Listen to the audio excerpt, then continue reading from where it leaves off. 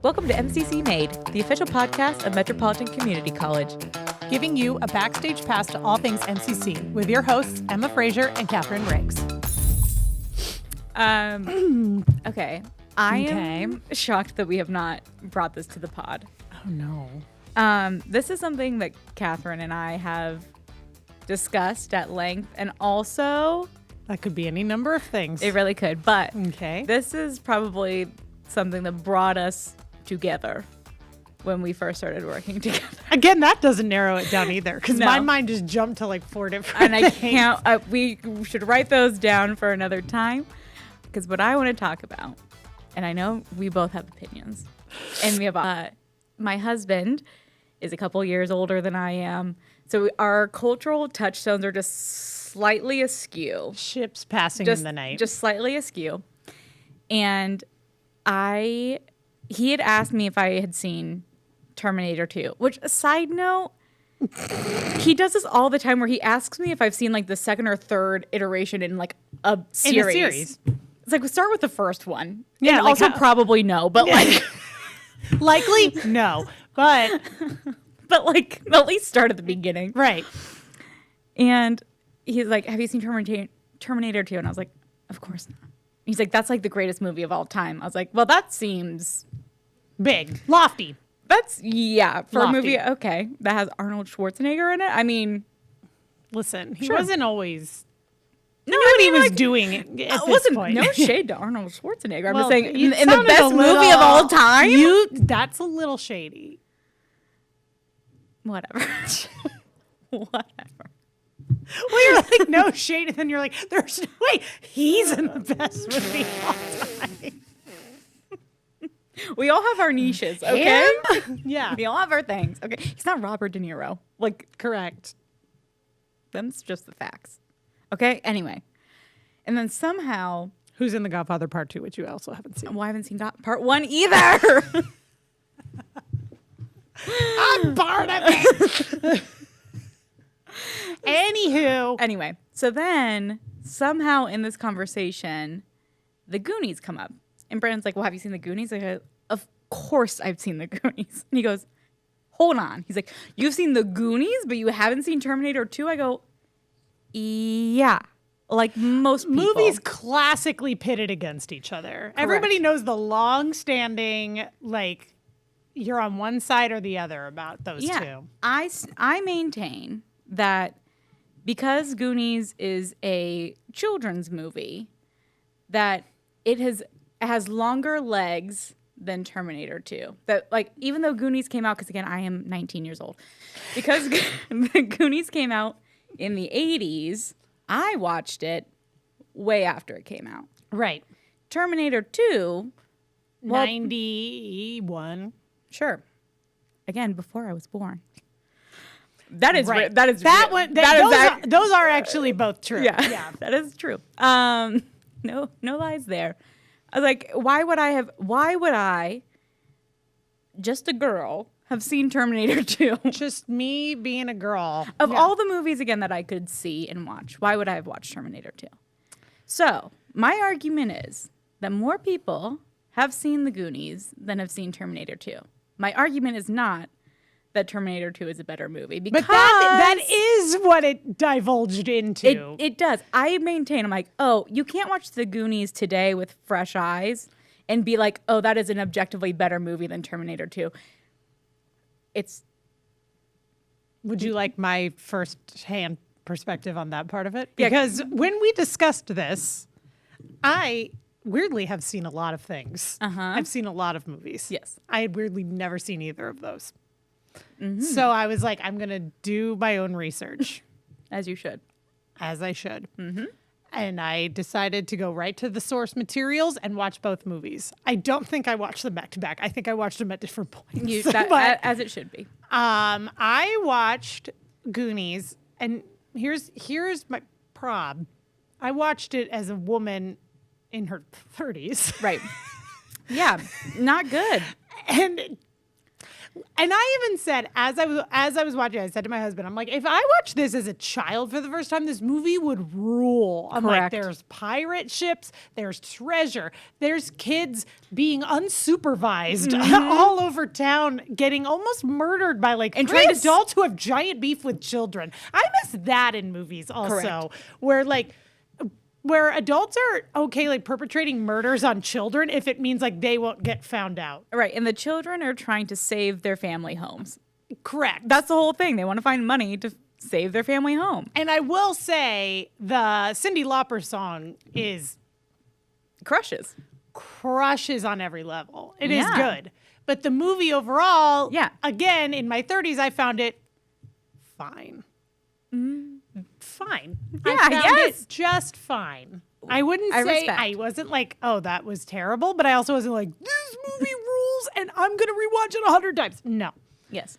So then I move on and I did my due diligence. I didn't just jump to Terminator 2 because I was like, I had never seen any Terminators. Did you watch Terminator 1? I did watch Terminator 1 because I was like, I'm not just going to jump into 2. That's certifiable. Well, Brandon made me just watch Terminator 2 with no prequel.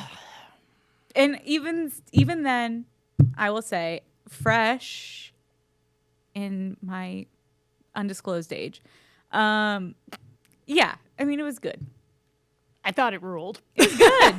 It was good. It's a good movie. I was like, okay, wait. This movie, it's okay. First of all, Sarah Connor is awesome. Yeah. She's got these like jacked arms and like a crazy haircut, and she's just like, you will not terminate me. Correct. I will say, I still have not seen Terminator 1. It's really good. I believe that it's good. It's really... And I wish I had that subplot. Like, I wish I knew exactly how we had gotten there, but yeah. So both 1 and 2 have a thing. I have a category of movies that I describe as sweaty. And I mean it so literally, where everyone in the movie is just so sweaty. And I'm like, this movie is hard to watch because everyone is just dripping in sweat and looks so uncomfortable. If you've ever seen the movie Sicario, everyone is just sweating the entire movie. You're like, being on this set must have been terrible. Everyone is just so glistening and sweaty, and like Predator, everyone's really sweaty. Yeah. And like I'll have to create a list of my sweaty films, but they're like Terminator 2, there's a lot of time they're spent like in like a desert. Yeah. And then they're in like a steel mill area and everyone is sweaty. But that movie rules, and I did get emotional when he had to like sacrifice himself a little Spoiler. bit. For a movie that's 30 plus years old. But yeah, I did not see that happening, but then it's a good movie. I enjoyed it. I of course, so then my husband, I just cannot let him be correct. No. Too easy. So I want to, it is a very good movie. I do recommend, but there's like I just had to start picking it apart because I was just annoyed. Yeah.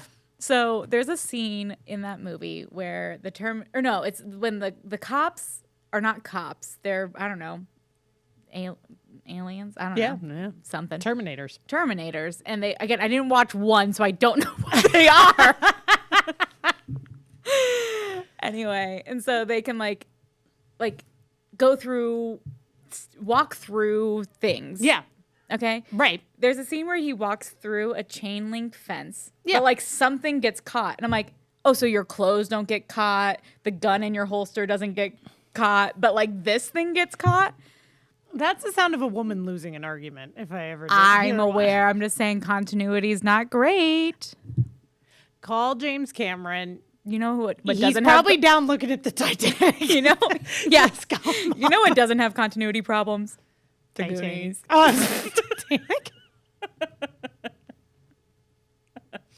You're right. Flawless. A flawless but film. It did divulge into our like argument that we revisited over time was then which one was more culturally relevant. Correct. Which then that opened a whole other can of worms of which one has more of an impact. How many people do you know that have Terminator 2 magnets, and how many people do you know that have Goonies magnets? You're saying it because we know one person who has a Goonies Well, magnet. that's one more person than we know that has a Terminator 2. If you have a Terminator 2 magnet specifically, we don't care if you have anything else, just a magnet. A t-shirt, anything. You always see like Goonies never say die. I see Goonies t-shirts all the time. Right. But people also say hasta la vista, baby, and I'll be back. More than they're doing the truffle shuffle. Well, that's just simply untrue. Are you in the loop on like 9-year-old boys? No. Why are you? I'm not. I'm not. Actually, I mean, I have nephews, so. Is he truffle shuffling? I mean, if I showed him the Goonies, probably. Oh, but he isn't just doing it. Well, because he hasn't seen it yet. He's also not saying hasta la vista, baby. Not yet. Not yet. We'll show him both and see which one he's not saying more. Now you tell us which one was the better movie. Yeah. So my concession on this is fresh eyes in the year of our Lord 2025. Terminator 2 is the better movie. Right. But which have more people seen / is more culturally relevant? I maintain it's the Goonies. And that's all I have to say about that. And that's all. I agree to disagree. I do think more people have seen the Goonies. Thank you. I would say Terminator 2 has a bigger relevance. So we've brought this question. It's a good bar question if you need people to get riled up. We have brought it up, and people are torn. Yes. People are torn. Yes. So if you have thoughts, email them in. We'll read them on the air. This is my other thing. Most people that we've polled have default said Goonies, and then if they had to think, like their gut says Goonies, and then they're like, well, and then they finally land on Terminator 2. But if your gut says Goonies, I think that speaks for itself. And tribe has spoken. And that's it. That's it. Well, since we're already talking about the 90s. Half of it, yes. Mm-hmm. We're diving in. Well, now we're talking about some real cultural touchstones. Some real cultural touchstones. So, as we continue our dive through the archives by decade, we are dipping our toe into the 90s, which was a real treasure trove.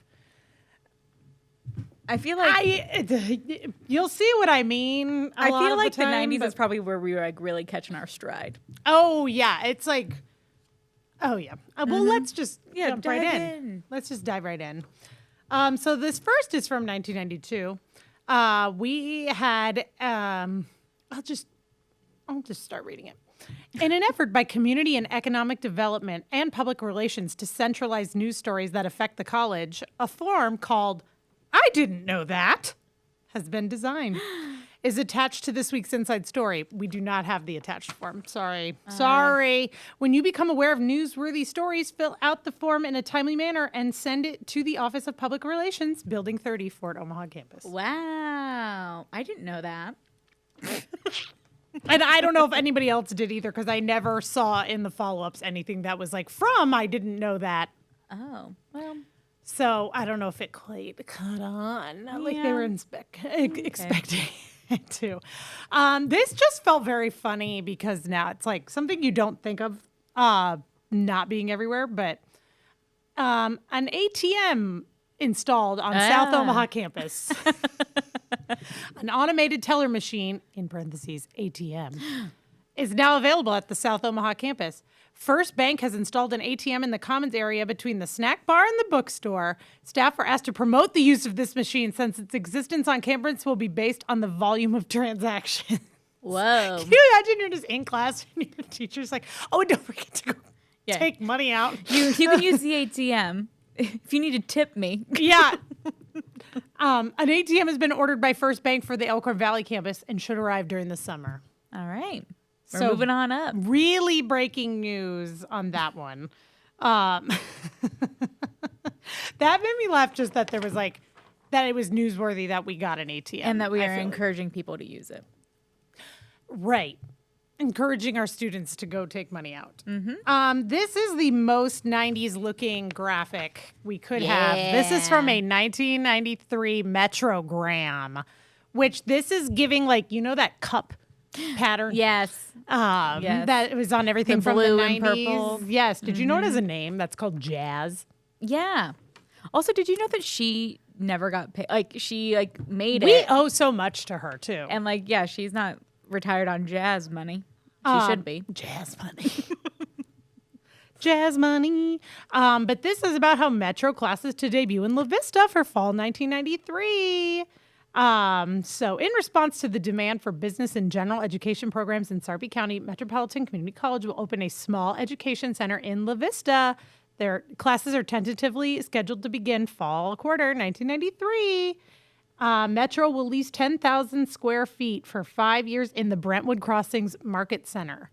So this was before we were even in, like, in addition to Sarpy? No, this is before Sarpy Center. Interesting. The space will accommodate 9 classrooms and some office space. All right.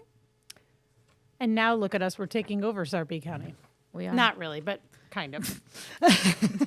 We're coming on up. We are moving on up. So, Henry, what's it like having MCC nearby? MCC's in my neighborhood, so I could balance time with my family and stay focused on my future. A perfect fit! Hey, Lucy, what's your favorite part of college for kids? That I can build anything. I'm gonna build a whole city. One day you will, Lucy.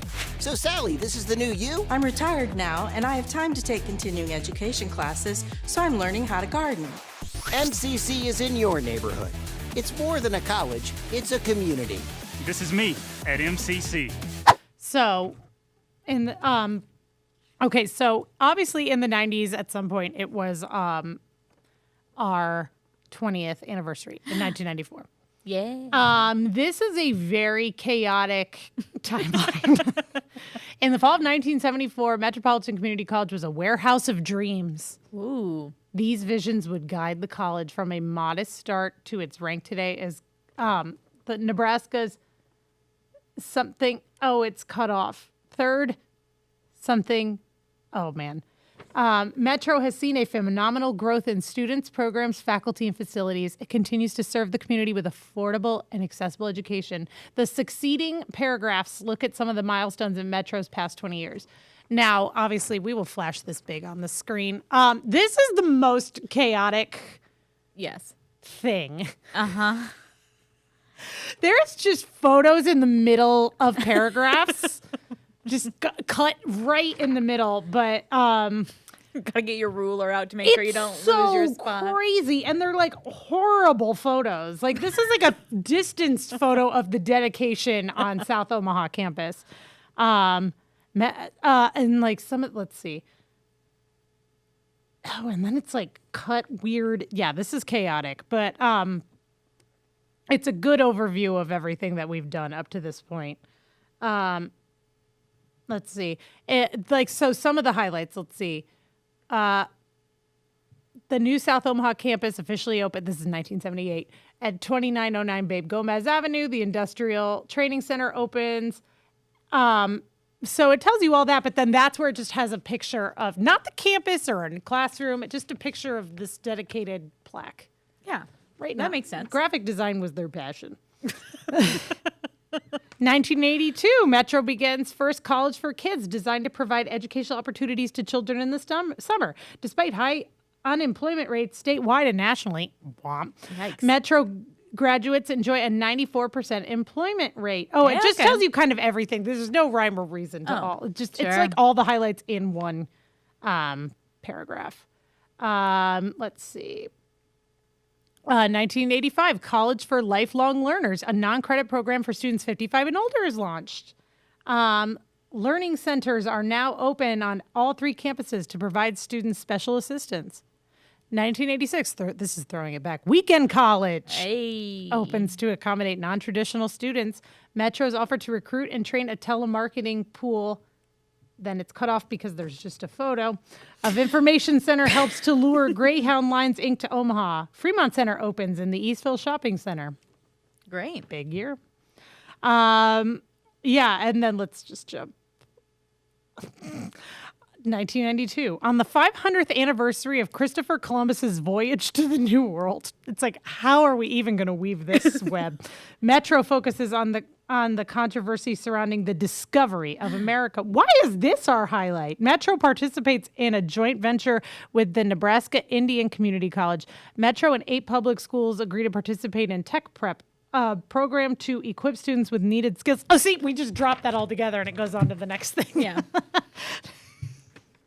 Sorry, I don't have that in my archives about how we decided to focus on the controversy, but Good to know. I'll dive back in. You know what? Ahead of our time. Ahead of our time. So there's that. It's very chaotic if you want to look at it. Go for it. This one I just thought was funny because we don't do this anymore, but just surplus furniture needs a home. Oh my gosh. It needs to be adopted. The following surplus library furniture needs a new home. 4 revolving stands for displaying notebooks made of heavy-duty dark gray molded plastic, and then it gives you the dimensions. Sure. 1 wooden card catalog shelf with 15 drawers. Okay. If your department has a need for these items, please contact so-and-so or email her. But I just thought that was funny that it needs a home. Same. It needs a safe space. That's very funny. Brandon was just asking me if, like, where we sell stuff that we like auction off stuff that we don't need anymore. I'm like, Yeah. I know that I've seen it in here what we used to do, but I'm I like, don't I know remember. that we still do that. I was like, why would I know that? I'm not hot on these auction sites. I'm not trolling them for office furniture, believe it or not. This is Welcome Home. Welcome Home. It's back when we still did a little personal updates, but Sure. not as intense as the 70s. Vince Cooper, auto body technology instructor on sabbatical to Belize the past year. Awesome. Has Sure. returned to Omaha. While on sabbatical, Cooper joined the Peace Corps and set up an auto mechanics program at the Center for Employment Training. CET is operated by the Belizean government? Sure. While in Belize, Cooper was also the contract person for Metro and exploring opportunities for future exchanges with other schools. He will assume his teaching duties at Metro beginning in spring quarter. Wow. Casual. Just a casual summer. Just cash summer. And also this is, for some reason, graphic design was their passion for one brief moment here. See things. See things in a whole new way. So Pat Smith and Jerry Baker, co-captains of the Metro Henry Doorly Zoo membership drive, have 1995 zoo memberships to sell right now. Wow. So this is 30 years ago. We're selling them? a 1 year membership fee to the zoo. It's going to hurt my feelings. 1 year membership for the whole year. You can go to the zoo for $45. Wow. As someone who just renewed her zoo pass, I can tell you it is not that anymore. Also, I love that we are having a zoo pass. A zoo drive. pass. We do other drives because you can do the Durham and you can do Lauritzen Gardens. Sure. And then we'll offer discounts on Omaha Performing Arts. We can't land that big fish anymore, apparently. Okay, there's a difference between like we offer discounts to employees and in a drive. Like, please, Yes. everybody sign up for a zoo pass. Yes. There's a difference. Please complete the form attached to this week's Inside Story and send it to people at the Mahoney Building. To get the $15 Metro Well credit applied to your zoo membership, pay the $45 and then send a copy of your new zoo membership and reimbursement request to Personnel Development in Building 30. All right. I would like to go back. You don't hear people talking about joining the Peace Corps anymore. I feel like there's like, because obviously the Peace Corps is still there, but now there's like a zillion other of those things you can do. I don't hear any. Maybe I'm with the wrong people. I don't hear anybody joining anything anymore. Like, I feel like that Nobody joins anymore. Nobody wants to do anything anymore. I know people who joined not the Peace Corps, but like different versions of it. I had a friend who did like one that was you stayed within the United States, but I don't remember what it was called that she did. I'll have to ask her. I feel like that was like a big, again, if we talk about movie tropes, a big thing where people will be like, I'm just going to go join the Peace Corps. That's my fallback plan. Well, and then I feel like then for a while it was going to teach English to kids in like other countries. My mom told me I should do that. I know someone who used to work here who met his wife doing that, and now they happily live in Canada. So I love that. Yeah, like they met, but they like met in South Korea. Yes, when I was graduating college and I was still working at the college I graduated from, and I was like trying to figure out something else because it was a good job, but it wasn't what I wanted to do. And my mom was like, "You should just like go teach English somewhere." And I was like, "Okay, cash. Okay, let me pack up my stuff." Which honestly, maybe I should have, but I wouldn't be here. So. Okay, this one is the most 90s specific. Okay. It's simply titled Surfing the Internet. Sure. I believe this is 1995. Ever been hanging 10 as a net surfer and feeling really cool and then been wiped out by the big alphabetical wave? So, do you want to know the right wave to catch? First of all, I don't understand half of what that the alphabetical wave? I don't know, man. And then here's a breakdown of some of the waves you can catch. Okay. The web wave, short for the World Wide Web, abbreviated as WWW, is thousands of interconnected internet servers, and then in parentheses, computers, containing a variety of formats including text, graphics, video, and sound. So it's literally telling you what the internet is. Do you remember when you had to put in a CD-ROM to get onto the internet? Yes. And it had a certain number of hours. Right. I mean, I don't. Because I'm 19. Or when you just couldn't do it, like, because your mom needed to call someone. Right. Get off the internet. I'm waiting for a call. The HTML wave stands for Hypertext Markup Language. It is a language that prepares and describes how a document should appear on the web in all caps. Standard word processing programs, graphic programs, and other off-the-shelf programs now include HTML. Sure. Like whoever wrote this was like, we got to make it fun. Got to keep it snappy. Because then it is, and then this will lead into also the GIF wave. Now, do you say GIF or GIF? Well, I'm not crazy, so GIF. Correct. Although then the person who invented GIFs was like, it's GIF, and everybody's like, you're actually wrong. Actually, please excuse yourself. Yeah. It says the GIF wave, and then in parentheses, don't wax your board for this one. I love that they committed to the beta. They were like, people are gonna love this. Yeah. Because we're gonna relate it to surfing in Nebraska. Right. Relatable. An abbreviation for graphic interchange format, usually pronounced GIF. Not right. Incorrect. GIF is the primary graphic file format supported on the web. GIFs can be photographs or other types of graphics. Happy surfing! What about those FTP and HTTP waves? If you have any questions or answers, join Metro's own electronic chat line, MCC T-Talk. Wow. So, teams, absolutely hilarious. Teams before teams. Just get in that chat. Also on this page, there's a personal note, so I feel like I'm obligated to read it. But Tracy and Robert Anderson of Okinawa, Sure. so not here, are the parents of a baby boy born May 22nd. Happy birthday to Robert Kenneth Anderson Jr. And they'll be calling him BJ. He weighed 3 pounds 15 ounces. Just my a God. little guy.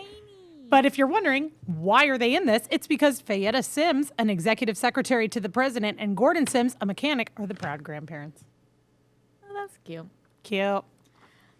Cute. Happy birthday to BJ, who's now in his 30s. I feel like Brandon just said surfing the web not that long ago to me. You know I believe that. Yeah. Okay, so this is like highly visual. So if you're listening to this, go find this clip of us talking about this on the video format. But this is a Tech Talk discussion list that you can call or email. But then I guess you have to know how to email if you're not that confused. I would just like to point out this computer saying, "Help me." So Metro's own computer information discussion list. Talk to your colleagues, ask questions, get answers. And then it says, go ahead, take a bite, B-Y-T-E, out of their brains. 3 exclamation points. Okay.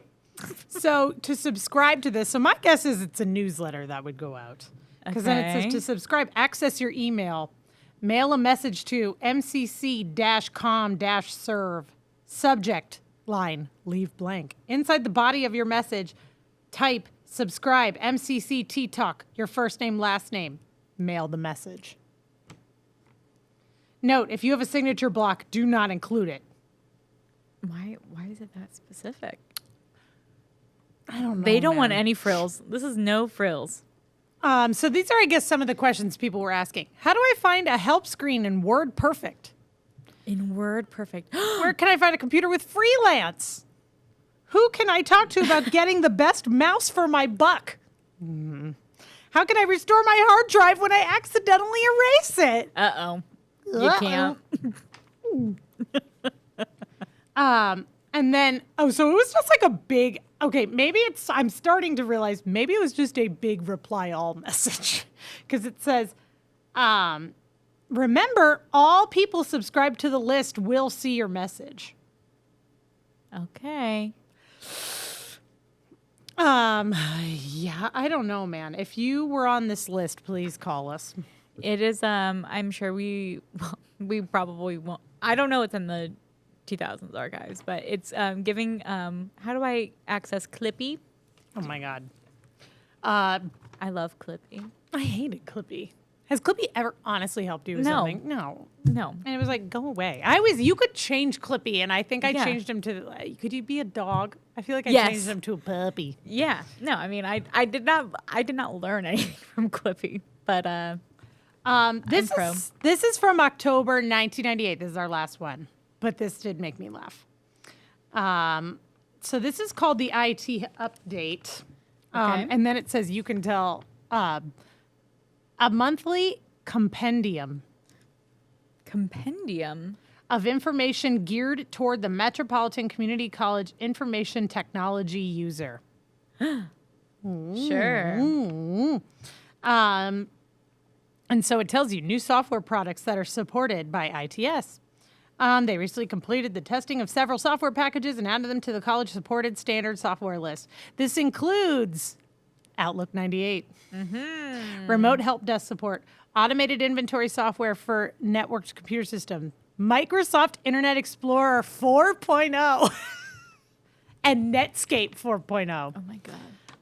The Outlook 98 product integrates scheduling, collaboration software, task lists, and email onto a single video screen. And our lives have never been the same since.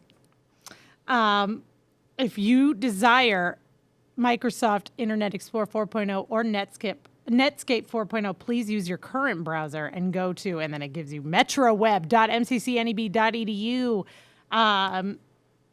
The webpage to determine the feasibility of upgrading your current browser, blah, blah, blah, blah, blah. But it also says, and I wish I had more of an update on this from the later 90s, but then we must not have.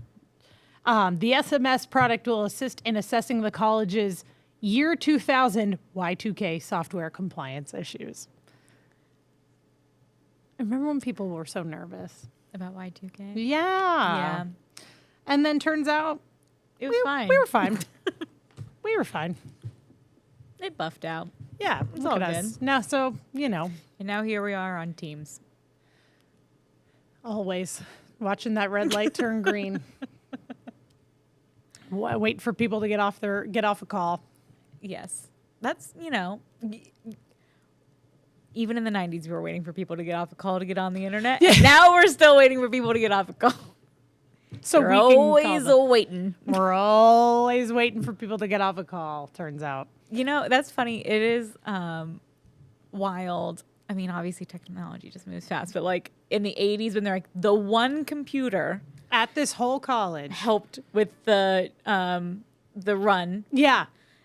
corporate cup. Corporate Cup. And now these people are saddled with emails. And now they can upgrade their internet. tech talks and yeah. Oh, you mean their compendiums, their monthly compendiums of information? We really don't use compendiums anymore. I think there's a reason for that. Justice for compendiums. Because it's crazy. I